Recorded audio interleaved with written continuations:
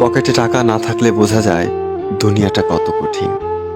আত্মসম্মান থাকা ভালো, কিন্তু অহংকার নয়। তুমি কতটা সুন্দর সেটা তোমার রূপ দেখে নয়, তোমার মন দেখে বোঝা যায়। তুমি কতটা শিক্ষিত সেটা তোমার ডিগ্রি দেখে নয়, তোমার ব্যবহার দেখে বোঝা যায়। তুমি কতটা সুখী সেটা তোমার হাসি দেখে নয়, তোমার নীরবতা দেখে বোঝা যায়। তুমি কতটা ভালোবাসো সেটা তোমার উপহার দেখে নয়, তার প্রতি তোমার আচরণ দেখে বোঝা যায়। অসম্মানের থেকে বড় আর কোনো কিছুই নেই। কেউ তোমাকে একবারের জন্য ছোট করলেও তাকে চিনে রেখো এবং তার থেকে দূরে থেকো, কারণ প্রশ্রয় পেয়ে সে একই কাজ বারবার করবে। সম্মান জিনিসটা আয়নার মতো, তুমি কাউকে যতটা দেবে ঠিক ততটাই ফেরত পাবে।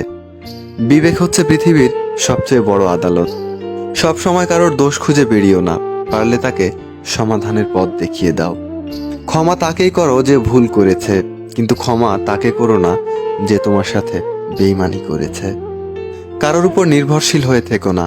তুমি যার উপর নির্ভরশীল হয়ে থাকবে, সেই মানুষটা যখন থাকবে না, তখন তোমার প্রত্যেকটা কাজই ব্যর্থ হবে।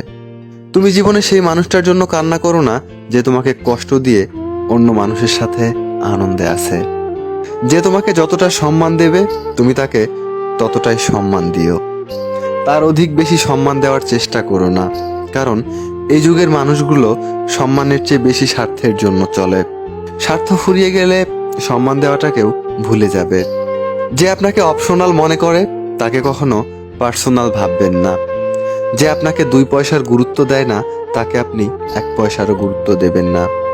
পানি যেমন ঠান্ডা হতে হতে একসময় বরফ হয়ে যায়, ঠিক তেমনই একটা মন অনেক কষ্ট সহ্য করতে করতে একসময় পাথর হয়ে যায়।